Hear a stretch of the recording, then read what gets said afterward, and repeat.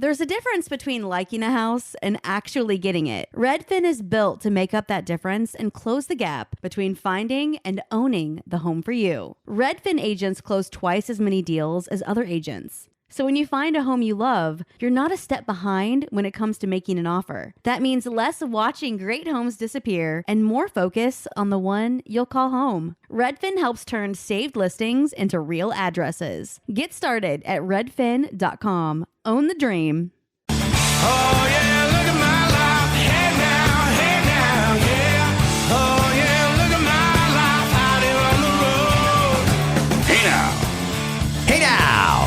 Hi friends, welcome to Scott Fox After 9. It is a brand new episode ready to go, and today I have a special guest joining me on the pod, and it is for a very good reason. Let's say hello to the great Anna Almeida. How are you, Anna? Hey, no other title will ever do it justice. I want the great Anna Almeida everywhere I go. I'm glad you're here. Thank you, me too. We're going to do an announcement soon. We are. Yes, we are. It's a big one. How do you feel about it before we even do it? I have a lot of emotions, obviously, but I'm excited. I like a good challenge, so. Okay, we're going to get to that coming up. But before we do, the world did not end last night at 8 o'clock like many speculated it would. I was out for dinner with a friend of ours, actually. Yeah. And he said to me, got to get out of here. I want to be home at 8 o'clock to watch the war. And I thought, is that what this has come to? And apparently that's what this has come to. I honestly didn't think anything was going to happen. I didn't like all the back and forth and all the threatening and all that stuff. But I really didn't think the world was going to come to an end at 8 o'clock last night. It seemed like he was going to use the nukes, though. Like the way he said we're going to wipe out a civilization, it could have been implied that he was going to use nukes. I just didn't think he would. I think sometimes it's just all talk, a lot of bluff, a lot of, get concerned, get people talking. And I knew something was going to happen. And there's a ceasefire now. I think this is great. Yeah, for 2 weeks. But I didn't think anything as serious as it was made out to be was going to take place. Okay. Which I'm happy about. Yeah, I mean, I was legitimately worried because it really seemed like when Trump went that extra mile and started saying things like, I'm going to wipe out a civilization or a whole civilization is going to die. That I felt like he crossed a line. It was too far, I thought. It was too far. I mean, it just makes you feel ill and sick, but I really didn't think it was going to happen. I will say that much. But honestly, people are tuning in. They want to know. And you're not watching the astronauts in space right now, so something else to tune into. You're not watching honestly. The astronauts in space. We're not talking about the Epstein files. Right? None of it. Right? So this was the big news. This is what everybody was talking about. And saying you're going to take out a whole civilization is not something to joke about. No. Regardless. You're absolutely right. Yeah. I am glad, though, that gas prices are about to go way down. Part of this deal is that Iran is going to reopen the Strait of Hormuz, and that means oil is, in theory, going to start flowing again. And that's good because the world is on like a jet fuel shortage. Like soon, plane travel is going to stop because there's not enough fuel.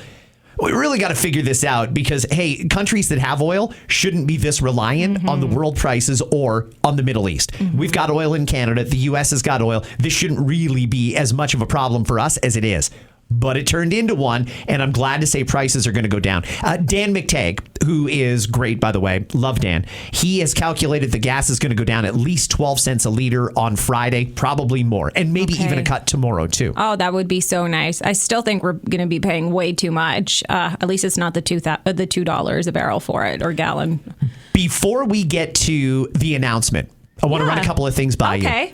Last night, like I said, I was out for dinner with a friend of ours, and I went to a restaurant in Burlington called Camila. I have not been yet. Oh, Anna, I got to tell you, it is right around the corner from my place, and I love this restaurant. It's authentic Mexican. It is a family business, and it is amazing how busy this place is. It's one of those ones where once you try it, you're going to go back a lot. And you went on a Tuesday, Taco Tuesday. I did. I didn't even know it was Taco Tuesday. I should have assumed. That's perfect, though. But I was with a mutual friend of ours, and we were sitting there having dinner. And I got to try and figure out what it was he had. I was having the taco special, chorizo and spicy potato. It was unbelievable. I mean, people have had tacos at like Taco Bell and stuff like that. Same. This is not the same. This is real stuff. The chorizo was fantastic. The potatoes were great. I had to make a note for myself here, a queso burrillas. I don't even know what that is. Okay, so that is burrilla style cooked beef folded into a tortilla with melted cheese, onion, cilantro, and a side of salsa. It also comes with a dipping sauce. It's almost like a Mexican beef dip, if you will. Oh, my mouth is watering. That's delicious. And I love a good dip with my food. Strangest thing, though, I was loving my tacos. Yeah. They were great. Like I said, great chorizo. I'm loving it, and I was down to the last one. He got to the last of his quesadillas, and he looked at me and he said, I've got to ask you a serious question. And I thought, it seems tacos? serious. Okay. So I put my fork down, and I'm like, what's up, dude? He said, can we switch plates? And I stopped for a second, and I thought, you want to switch plate? What are you talking about? He's like, well, that taco looks amazing, and I can tell you because he used to live in LA for a long time, so he knows pretty good Mexican because Southern LA has great Mexican. He said, this quesadillas, I'm telling you, is one of the best I've ever eaten. You need to try this, and I really want to try your taco there. So can we switch plates? But doesn't he know you? That's the thing. I guess he doesn't because I'm such a germaphobe. Yeah. The thought of eating off of a plate that someone else had used actually makes me physically ill. No, I know. I make coffee for us in the morning. I use paper towels to touch the lid. You don't even touch my cup. I don't. Honestly, that's why I'm shocked that he even was so gutsy to ask you to even switch so you can try each other's food. And you remind me of Joey. Not the germ part, but just like Joey doesn't share food. You don't share your food. No, I don't. And it is a germ thing. I don't know. Maybe it's a mental health issue. I have no idea. We all have our things. So how did he take it when you said no? No, here's the thing. I said, you know what? The world's probably going to end tonight at 8 anyway. I'm going to do it. Let's switch plates. You didn't. And I've got a new favorite food. His quesadillas were some of the best I've ever eaten. Absolutely incredible. It's like a deep fried beef taco that you dip in this sauce, and wow, was it ever good. I'm so glad I came out of my comfort zone and tried this because it was amazing. I'm so proud of you. Thank you. I'm happy it was delicious because had it not been, how pissed off would you would have been? Oh my God. If I had to eat somebody else's food and it wasn't good. I know. Jeez. Oh, I'm so happy. What a great outing you guys had. And the world didn't end. And the world didn't end. So great. It worked out great. Another story while we're talking restaurants here. Oh, and by the way, again, in case you missed it, if you ever want to try real good, authentic Mexican, we've got a couple of good ones in Burlington, including Pepe and Layla's. Ooh. I've never been there, but I'm told it's great. The one I'm talking about is called Camila. It's at Walker's Line and Dundas in Burlington, and God, is it ever a good restaurant. Oh, that was a great endorsement. And bring a friend that you can switch plates with. British Columbia woman. And all I have is her initials, HM. She recently visited a Tim Hortons. Okay. She had to use the bathroom. Ugh, I hate using public bathrooms. Public bathroom, Anna, it's like... It could be the cleanest place in the world. I just can't. Somebody else's tush on the seat. Oh, I can't. Putting your butt... I can't. Where a stranger's butt was just there, naked. A No. butt, right? No. I get it. I understand the frustration. So this woman goes into the bathroom and she fell off the toilet. Was she drunk? No, not drunk. She just went... Woo! And she was gone. How the heck does that happen? I sit on toilets all day. Not all day, but throughout the day. I've never fallen off a toilet. She's now suing Tim Hortons because she fell off the toilet. She claims she has injuries to her hand, wrist, knee, and head. Girl, what in the hell happened in there? The filing requests damages, although no specific amount is listed. You're not going to get nothing. How in that scenario do you fall off the toilet? Like you're sitting there and I get that sometimes maybe you got to like bear down and work to get it out. I get that. I get it. Yeah, but you're still on the seat. You're on the seat. This should be a safe place, right? Yeah, and those those stalls are not very big. So for her to really fall off that and hurt herself I don't know how that happens. And also put your hands out. Put your hands out, break the fall. common sense? It should be, Anna. It should be. And but she's suing? She's suing. And I've got questions about that. First off, to injure your hand and your wrist, I get it. Maybe she did put her hands out. Sure. Injuring her knee, maybe that was like an intermediary step before she hit the floor. Knee hit it first. I can kind of see that. But I mean, how the hell did she hurt her head? Was she in like the airplane brace position? Oh my gosh. Yeah.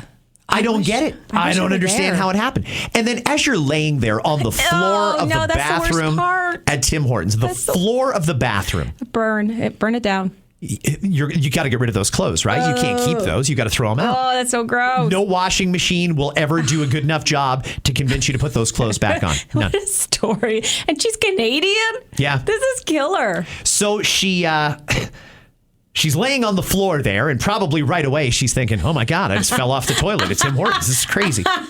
Is your first instinct, I need to go see a manager? I need to go to a hospital? Do I call 911? Or do I pretend like this never happened? It never happened. Thank you. Please. That is That's the right answer. embarrassing. Yeah. I would take that to the grave. Maybe I'd tell a friend, but they would never let me live it down. Ever.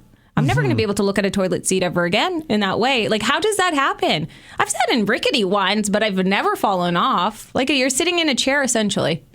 You're sitting in a chair. You Like, just how fell does that? off. Yeah, unless the leg breaks, but that doesn't make any sense. Not on a toilet. So apparently the staff at Tim Hortons were not particularly helpful. I wasn't there. This is hearsay. And frankly, I think she should be happy that they didn't just laugh and say, get out of here. Yeah. You fell off the toilet? This is a you problem. And so she's going just by her initials. Yeah. If you're going to sue over a story like this, I want your full name. If you're confident enough with what happened to you that you're going to put this out there, I want to know who you are. HM. HM, that's not enough. Holy moly, I'm falling. I can't get up. Oh my gosh. Help me. I've fallen off the toilet at Tim Hortons. You just can't. Yeah. It's like, oh, here's a double for your troubles. Like, I don't know. Yeah, Terrible. do you want a Timbit? Get out of here. Yeah. Just go. Take some to go. I would never go back to that place and never tell anybody. This is so embarrassing. I wonder if you know what? Judges make crazy rulings sometimes. She might actually win. They could probably find some fault in the bathroom somehow to say, all right, this was justified. This is a bona fide lawsuit. Because she did fall off the toilet, we're going to give her millions of dollars. Well, I hope other people are not going to start falling off toilets now, hoping to get some money, because that's just wild. Times are tough, Anna. Desperate measures are what are called for here. And sometimes you've just got to do what you got to do to put food on the table. And if that means you got to take a spill off the toilet at Tim Hortons and lay there on the floor for a little bit, just wild. So be it. How did you come into that money? Well, I fell off the shitter, so here I am. Oh, that's embarrassing. Good luck to you, lady. Good luck. Oh, that's good. Lord. Okay, so I said, Anna, that you were coming in today for a reason, and there is a good reason. We're going to make a big announcement here that we made on our radio show earlier today, but I want to do this now for the podcast audience, and I want to do this for the social media audience, because it is a big announcement. And I want to preface this by saying that in radio's got a bad rap sometimes for making changes, and people that you like and you listen to regularly, you can hear them one day and then the next day they're just gone and they're not on the website. It's like you've got to put out a missing persons alert. Like, I swear they used to work here, but the radio station just goes dark and they don't tell you whatever happened to them. No matter how many times you ask. As someone who did lose a job, I do know that people find that very, very frustrating. It is. And I wanted to, when we do this announcement, make sure that we do it in a proactive way. And I wanted to make sure that we do it very clearly, because I think it's fair that the audience also understands what's going on. So everybody, I'm here to tell you, we're making a change. Yes. And the change is effective tomorrow. Already. Tomorrow, the change is going to kick in, and here is the change. As of tomorrow, it will no longer be Scott and Anna on the morning show on Light 92.1 FM. Yes. Anna is leaving the morning show. But it's for a good reason. And that's part of the reason that I don't mind telling people this, because it does have a happy ending. Anna is moving to her own radio show, and that is going to happen every weekday from about 10 a.m. until 3 p.m. And that's a that's a shift that you can hear all across the Light Radio network. Yeah. So while you're not going to be on in the morning with me anymore, you're going to be reaching a whole ton of people from Southern Ontario to Northern Ontario, right into Montreal. It's true. Yeah. So it's going to be an adjustment.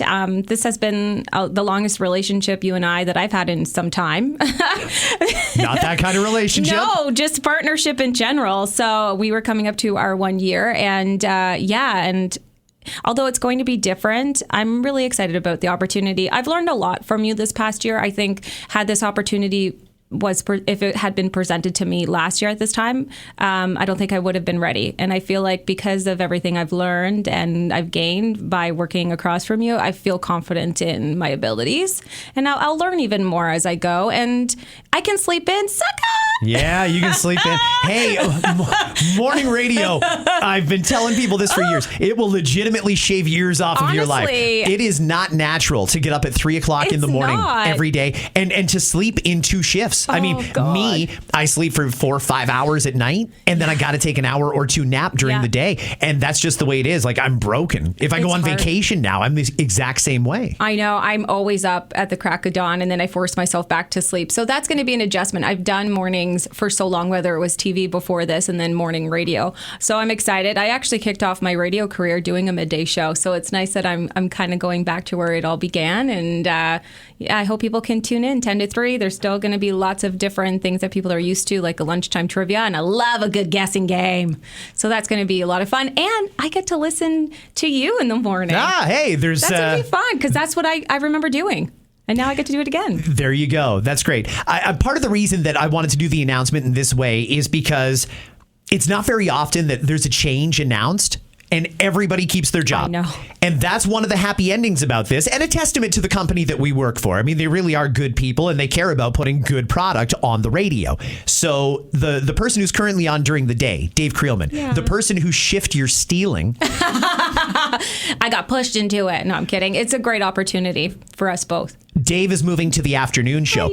And Dave, after having been on during the day for 15 years at least, this is an exciting opportunity for him. And what about Kathy? Kathy Wall is usually on in the afternoon. Where's she going? She also is staying with the company, but she's going to move into a different role where she's going to do a little bit of advertising. She'll still be on the radio from time to time, but she's not going to be on that Monday to Friday drive home shift. So it's good news in that Anna's getting her own show.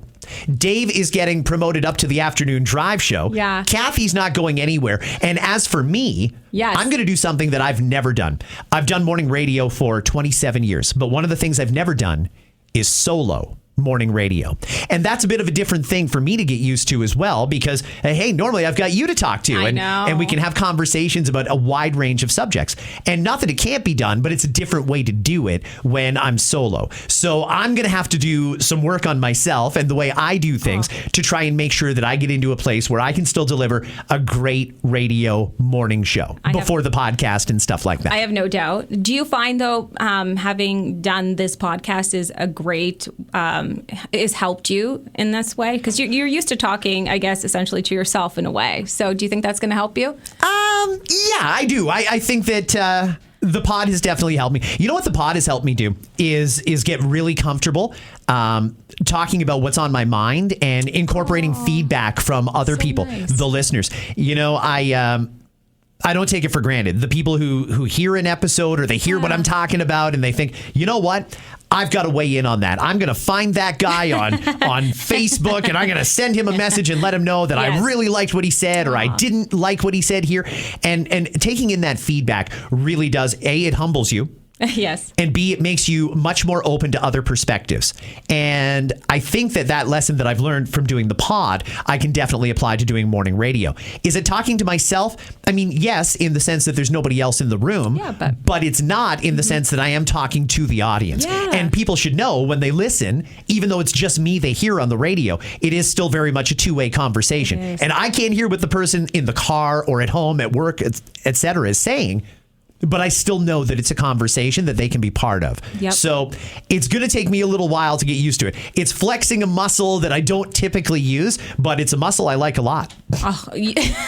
I love talking too, and it's something I haven't done because I've been talking to you for the last year, so it's going to be a transition for sure. But I love radio. It's such a personal medium, and it's so nice that we still get that connection with listeners. And I've had so much fun being on your podcast too. Thank you. And I don't think that that's going to end. I mean, you'll still be here. Good. We're going to cross over from time to time. You can still drop by anytime. Thank you. That was my way of asking without asking. I was like, hint. It's amazing how many people our podcast podcast listeners that have checked out the radio or radio listeners that have checked out the podcast. It really is a good marriage. I mean, I think that this makes a lot of sense from an entertainment or a content standpoint. People have only got so many hours in the day to themselves, whether it be in the car, the train, maybe it's when they're cleaning at night or putting the kids to bed.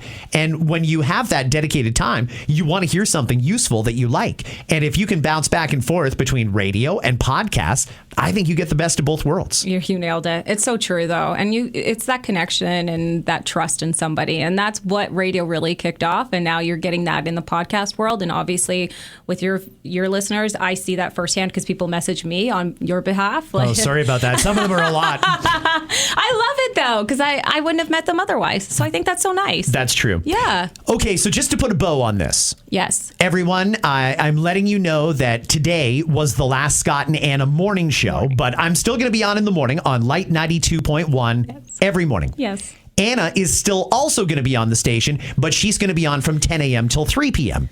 If you're used to listening to Dave, who's usually on from 10 until 3, he's going to be on from 3 until 7 p.m. And like I said, Kathy's not going anywhere. And we're going to introduce some new specialty programming and stuff like that at night. Yeah. So all in all, should make the radio station better. How great is it that a change gets made and nobody loses their job? Because that doesn't happen in radio like that very often. No, it was Christmas on that phone call. I was like, oh, thank you. Thank you. This is wonderful. All right. I'll do whatever you need me to do. Being employed is great, isn't it? It's so nice. Yeah. So nice. Well, thanks so much. Honestly, the last year has been awesome. I've learned so much from you. So you're not getting rid of me. Nope. I will still be asking for hugs and you'll still deposit them into the account. You put those in the bank? Yeah. So I will cash in eventually. One of these days you can cash in. And I will. But so I will say I feel much more prepared for this opportunity. Had it not been you, I don't think I would have been. And I don't think I would be as good as I feel like I will be.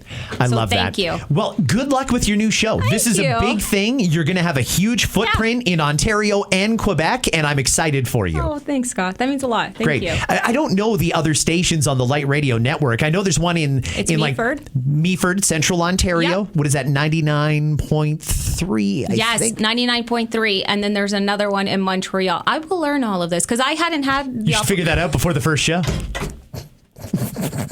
I just found out. But also, we had just been in our station, so that I will go with that excuse. I will do better. All right. You saw it here. I will do better. Good luck, Anna, with your new show, and I will certainly be listening starting tomorrow. I appreciate it. I'll bring you coffee. Let's talk about modern home shopping. It's sort of become a fun side hobby, right? Scrolling listings at night, dreaming about kitchens you've never seen, or backyards you haven't even stepped foot in, all from the comfort of pretty much anywhere. Redfin knows a lot of people like you want to own, but are stuck in this browsing mode loop. That's where Redfin flips the script. With listings that update within minutes and tours you can book right from the Redfin app, you can see your dream home the moment it appears. Now, liking a listing is easy, but actually landing it, that's where Redfin comes in. Redfin has over 2,200 agents with local expertise. And Redfin agents close twice as many deals as other agents. That means they want to help you win, not just window shop. Redfin is built to help you go from just looking to wait, this could actually be home. So become the newest neighbor on the block. Visit redfin.com to start finding and start owning. That's redfin.com. But also wanted it to be something that all the other people in that room would enjoy as well. People keep asking me, why didn't you go more Irish? And I said, because I want to enjoy the dinner as well.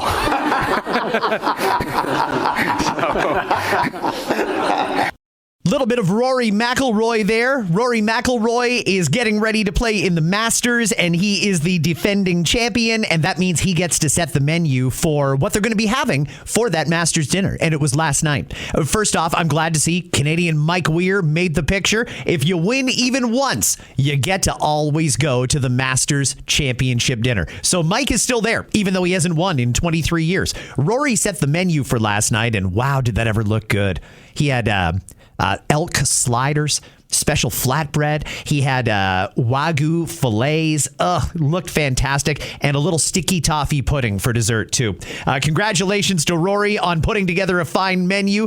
Disappointing that Tiger Woods and Phil Mickelson are not playing in the Masters this year, but hey, it is what it is. They're going to have a great tournament. I know they will. Augusta looks beautiful. The Masters gets underway tomorrow, and that's going to occupy a great deal of my time this weekend. Friends, I'm going to move on to some other things now. There's a couple things that I think you should hear.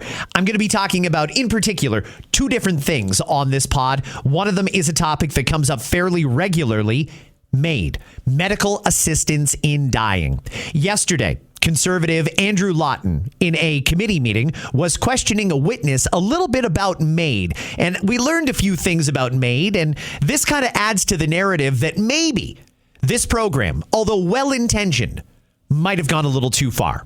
But just for clarity, do you believe that there are certain diagnoses that could never rise to that level of being grievous and irremediable and justify medical assistance in dying as far as diagnostic mental illnesses are concerned? Well, there are, Mr. Chair, there are certainly diagnoses that by definition are intended to be time limited or reactive to certain kinds of circumstances. And I think we can safely assume that those would not meet the legislated criteria as they are currently written. Do you believe an eating disorder could qualify someone for MAID?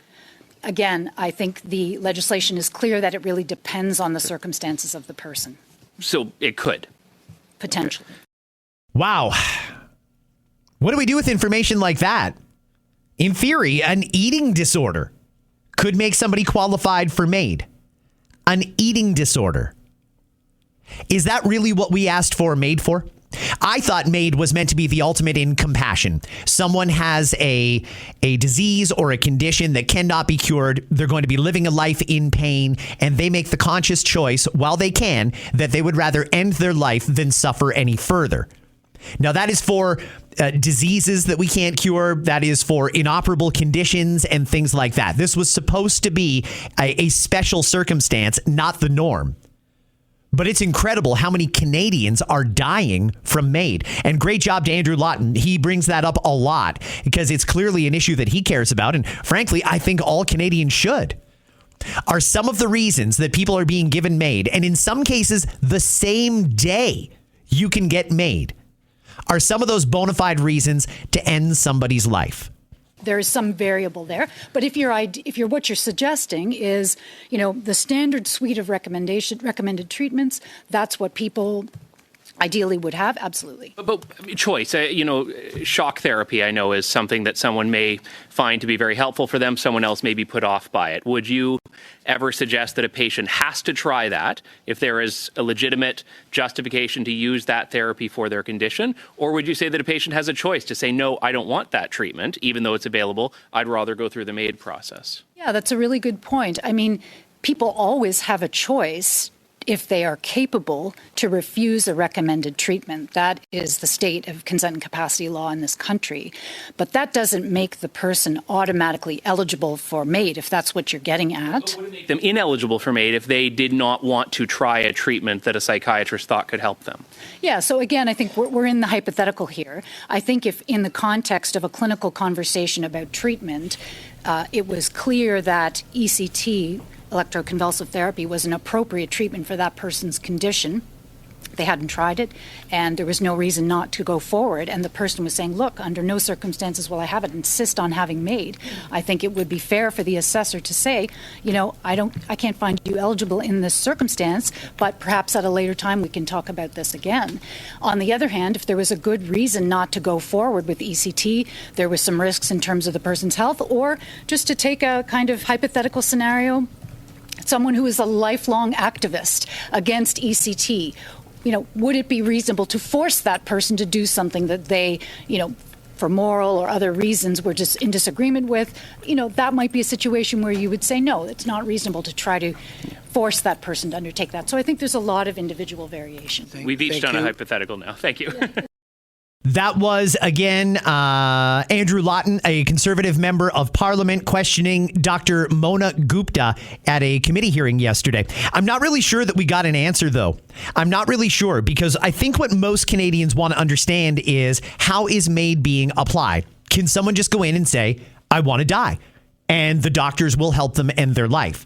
Or is it structured in a way that you've got to go through certain steps, and once you've exhausted all potential therapies, then we can talk about MAID? And this in particular, in fairness, is talking about mental health issues, because that's where they want to expand MAID. They want to make it available to even more people with more conditions. And Andrew is trying to get to the bottom of it and just understand what the playing field is here. And frankly, I applaud him for doing that, because I want to understand it as well. Can someone just come forward and say, you know what, I'm depressed all the time, I want to die? And we'll help them do that the same day. Or do they have to go through certain treatments and therapies? And frankly, I appreciate the doctor's candidness. I appreciate that she recognized it was a hypothetical, but it's not really a hypothetical, because it's perfectly reasonable to assume there's going to be people coming forward in that scenario who want MAID. And do we give it to them? That's the question. This MAID conversation is not over yet, not by any means. There's still a lot more questions that Canadians have, and we need answers. We need to find out how this program is being administered, what the checks and balances are, what the fail-safes are, and how we're making sure that we aren't killing people that are perfectly healthy and do have a condition that can be treated. I'm going to move on. Yesterday at another committee meeting, we had Conservative Member of Parliament Michael Cooper. He was asking questions about something that, again, I think Canadians are interested in this. Brookfield. The Prime Minister intimately tied to Brookfield. Now, he says he's behind an ethical screen now, and his assets are basically in a blind trust, and he doesn't really have anything to do with Brookfield because he's the Prime Minister of Canada. But lo and behold, it turns out there's a lot of deals that Prime Minister Carney is making here which actually benefit Brookfield a great deal. It's also perfectly reasonable to assume that Mark Carney, when he's no longer Prime Minister, is going to go back to Brookfield. And I'm sure he would love to have a profitable, thriving company when he goes back. Well, doesn't that mean that we can ask some fair questions about what's going on there with some of these deals he's doing, especially when it comes to ones that benefit Brookfield? Ask you some questions about Brookfield, given your investigative journalism on Brookfield. Brookfield has significant investments in Beijing state-linked enterprises, more than $3 billion of investments, correct? Correct. And during his tenure as chair of Brookfield, Mark Carney played a significant role in expanding Brookfield's footprint in the PRC, correct? Recalling my research, his work into, I believe it was green power businesses with connections to China was an expansion, yes. Was involved in the refinancing in 2019 in relation to Shanghai commercial real estate worth billions. That investment continued into his time taking over an executive role with Brookfield, yes. And would it be fair to characterize Brookfield's investments in the PRC as politically sensitive? In my view, as an expert on China's United Front system, as I said before, the nature of that real estate investment and the other parties involved, I do believe it would very much touch on the Chinese Communist Party's control. And so would it be accurate to say that the Beijing-based communist regime has a significant amount of leverage over Brookfield with respect to its investments, and that if Brookfield wants to make a return on its investments, it would be very much in Brookfield's interest to maintain a good relationship with the Beijing-based communist regime? I think that would be fair, wouldn't it? At a basic level, I do think it's fair that international business persons, even of the type of Michael Bloomberg, have been recognized to take into consideration the Communist Party's wishes, yes. We have a prime minister who has significant financial interests tied to Brookfield, worth millions, and we have Brookfield, in turn, being deeply intertwined with a communist regime based in Beijing. That is just a little bit of Member of Parliament Michael Cooper asking questions of Sam Cooper, who is an investigative journalist who mainly reports on things of a sensitive or national security type area. And Sam does a great job. If you can find him on social, he does really good work. So give him a follow. But that's interesting. Hey, listen, our prime minister is still clearly tied to Brookfield. Whether he talks about it on the news, whether the media calls it out or not, there are still some pretty deep ties between Mark Carney and Brookfield. And when you pull back the covers a little bit, it certainly seems that Mark Carney is doing a lot of deals on behalf of Canada that actually directly benefit Brookfield. Listen, we have reason to question these deals because we have to ask, is the Prime Minister looking out for his own financial interests and his future financial interests, or is he truly looking out for the country? Now, I think the vast majority of people would like to think, Scott, he wouldn't do that. He's our prime minister. He's looking out for the best interests of Canada. Okay, well, he's also protecting his own financial interests, and you can't deny that. It's a massive financial windfall for Brookfield in a lot of the deals that the prime minister is doing. It's totally fair to question his motives and find out exactly what's going on here. Now, when it comes to the prime minister, yesterday he was in Brampton, Ontario. He was making an announcement about spending billions more on infrastructure. Here's a little bit of that announcement. So 40-ish years later, I returned there last year to launch my campaign to become the Liberal leader, and with the support of the voters of Brampton and elsewhere, Canada's Prime Minister. But when I launched at that time in the community centre, my core message was, it's time to build. And today, we're beginning to deliver on that promise for communities right across Canada. That means building hospitals in our communities, so people don't have to drive 2 hours or wait many more when their child is sick. It means building new rapid transit that reduces traffic and cuts the commute home in half. And it means community centres like Century Gardens where kids can play safely on the weekend. Canada Strong means Halifax Strong, Laval Fort, Brampton Strong. And today, as the Minister of Housing and Infrastructure just mentioned, we're officially launching the Build Communities Strong Fund, a $51 billion investment in community infrastructure across this country.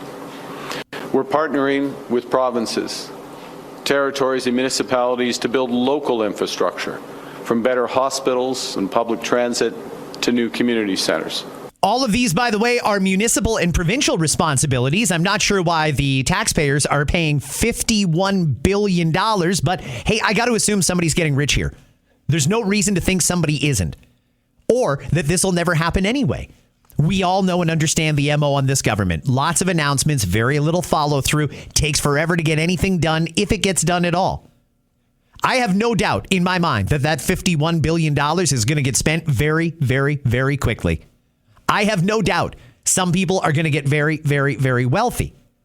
I really doubt whether or not this is actually going to get done, though, and we're going to see the results. There's Mark Carney, kind of treading on Doug Ford's territory and Danielle Smith's territory and David Eby's territory and Wab Kinu's territory. He's saying we're going to build hospitals. We're going to cut traffic. We're going to build community centers.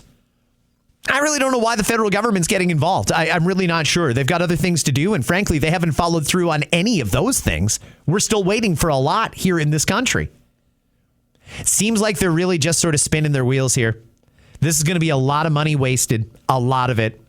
The people that are behind Mark Carney in this particular photo, I see Gregor Robertson. He's the housing minister. How does he still have a job? They promised us the building. Remember that in the last year? Building on a scale like we haven't seen since World War II, a wartime effort to build homes. There's no homes. In fact, it's so bad the government is having to bail out the builders. We're not getting anywhere. We're spending a lot of money. People are getting rich. But Canadians aren't seeing the results here, and that's an extremely frustrating thing. I'm running low on time, so let's skip to the Q&A. Good morning, Carly Thomas with CBC News. This morning, President Trump posted on Iran saying, a whole civilization will die tonight, never to be brought back again. What's your message to Trump, and do you believe this rhetoric? The first is that Canada expects all parties in this conflict, in any conflict, to respect international laws, the rules of engagement, and that means not targeting certainly civilians or civilian infrastructure. And we urge all parties in this war to follow those responsibilities. It's a point we've made publicly and privately. There is I'll just observe that there are some negotiations going on, and that there is often a gap between what's said publicly and what's happening privately. We are not at the center of those negotiations, although we have some visibility to them. However they unfold in the coming hours, in the coming days, the coming weeks, those negotiations, those discussions, those movements, as it must towards a cessation of hostilities and a reestablishment of security and peace in the region, those international responsibilities, those humanitarian responsibilities remain for all parties throughout that period. Okay, the Prime Minister is saying a few things that I just don't think we can verify. No, we're not the focal point of the negotiations, but we are involved in the negotiations. I don't know how that's possible. I'm not sure why the Iranian government or the U.S. government or the Israeli government would want Canada at the table. That's an unverifiable claim there from the Prime Minister, nearest I can tell. He did say that the negotiations will continue, and yes, of course, they will. It seems like they've got a deal. Even the stuff that is coming out this morning from the White House seems to indicate they've got a deal, and this one should stick. Good. We just want this thing to end. We want to get back to normal. And above all else, we want the Iranian people to take back their country and live in a free country where they can eventually get to fair and democratic elections. Well, thank you. And Trump began this war talking about freeing the Iranian people. Now he's threatening to wipe out their civilization permanently. Do you regret your initial support of this war? Well, the initial point which we made is the grave threat that the Iranian regime has posed for not just threat, but the actual acts of the Iranian regime over the course of more than 4 decades. The threat to peace and security in the broader Middle East. It is one of the largest state sponsors of terrorism in the region and more broadly, terrorism that has taken the lives of Canadian citizens, including in the downing of the Ukrainian airliner a few years ago. So this was the first point that we were making, was the desirability of the ending of both that state-sponsored terrorism and the nuclear ambitions of Iran. That remains the case. It has always been the case, though, that Canada makes a distinction, a fundamental distinction, as others do, between those objectives and obligations under international law and the respect for human rights, which would be inconsistent. Well, I'll just refer back to my previous comment. Thank you. Cowardly. He started off strong there. Yeah, he's absolutely right. What the Prime Minister said was correct. Iran was the largest state sponsor of terror in the world. They did kill Canadian citizens. Their regime was oppressive, and they did kill their own people. The Prime Minister was right about all that, and he was right initially when he supported the action to get rid of that regime. But then to go back and default to this rules-based order, I know that he wants that. That's part of his one world government thing. He wants the rules-based order where, like, basically the UN or the World Economic Forum or someone like that, some body like that, calls the shots and makes all the decisions. Mark would rather the U.S. have gone through there. The problem is Mark needs to pick a lane. Mr. Prime Minister, if I may. Point 1. No, I'm not going to number my points like he does. Prime Minister, you just said Iran was the largest state sponsor of terror. You said they killed Canadians. You basically said, you walked right up to the line but didn't actually cross it. The Iranian regime had to go. Well, they weren't going any other way than with force. So you either think they had to go or you don't. But the whole, let's go through the UN, let's negotiate, that wasn't working. That had been tried for 47 years and went nowhere. The Prime Minister acknowledged they've been a problem for more than 4 decades. So he wanted them gone, but he didn't want them gone militarily. Is that what we're supposed to read into that? This Prime Minister will not take a stand, and I'll tell you why. because he wants votes on both sides. He wants to try and appeal to as many people as possible. And frankly, in a situation as serious as this, you've got to take a stand. You've got to tell us where you stand. What side are you on? Did the Iranian regime have to go or no? Because you can't have it both ways where, yes, they had to go, but it should have been done through negotiation and through the UN and a peaceful resolution. That wasn't working. It had been tried for 40 years and didn't work. So which is it? Did they have to go or not? Because if they had to go, military was the only way it was going to happen. And by the way, you sat on the sidelines and let the Americans do all the work. Now you want to take credit as some sort of a warrior for the freedom of the Iranian people? Get out of here. That's weak. Can I say in English? Okay. Well, the first thing to say is that whatever minister, hopefully they will have a partner, and that partner will have a job, they'll have a career. And it's important that we have a system that those individuals can continue to pursue their career. And we do have a system. There are rules, there are regulations, and the Minister of Finance has followed those rules and regulations in notification of the Ethics Commissioner, in recusing himself from dealings with respect to Alto. And I'll just finish by observing that this is a good situation because we have a partner who can pursue her career, the Minister of Finance who can do his responsibilities. We have lots of other ministers who can take on their responsibilities, and we have a project that's going to contribute more than $35 billion to our economy and create more than 50,000 jobs. Good for Ontario, good for Quebec, good for Canada. Wow. First off, saying that that's going to contribute that kind of money to our economy and create 50,000 new jobs, that is just a ridiculous statement to make. The Prime Minister there talking about François-Philippe Champagne. He is the finance minister, and it's now come to light that while he is the finance minister and pushing through this Alto high-speed rail line that goes from Quebec City to Toronto, $90 billion for this train that a lot of people think we don't even need, and we certainly can't afford, and will never make money, and will need to be subsidized forever and ever and ever. Turns out François-Philippe Champagne's wife is one of the VPs at Alto. What?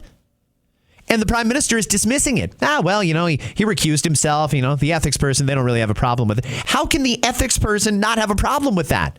How? You're in charge of the budget. You're in charge of the money, Francois. You've allocated $90 billion to a highly controversial project that you want to ram through right alongside many left-leaning governments around the world. For whatever reason, they've got a real hard-on for high-speed rail. And your wife is one of the VPs at the company. Like, you personally will directly benefit the more money that Alto makes.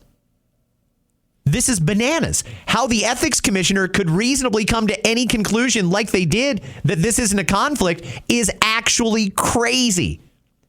It's a blatant conflict. And no, there is no ethical screen that you can go behind that's going to stop a husband from talking to his wife and vice versa. The Prime Minister saying, well, we don't want to discourage the spouses of ministers from having their own career. Hey, there's a lot of careers out there, Mr. Prime Minister. VP at Alto, when her husband is the finance minister and there's $90 billion tax dollars at stake here.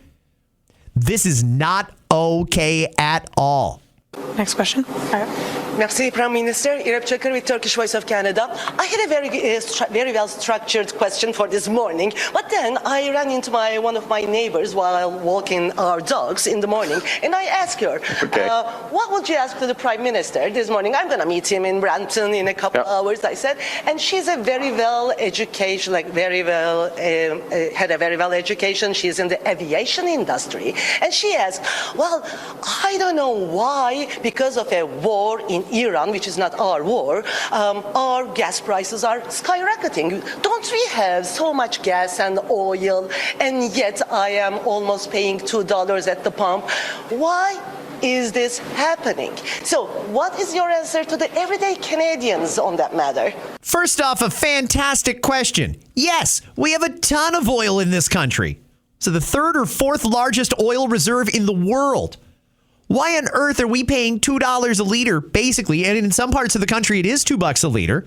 when we have all of this oil of our own? This is an important question, fundamental question people ask themselves every day, or they deal with the consequences every day, every time they go to the pump, or if they use home heating oil, or they're buying an airline ticket. She's in the aviation industry, buying an airline ticket, they're seeing the cost go up.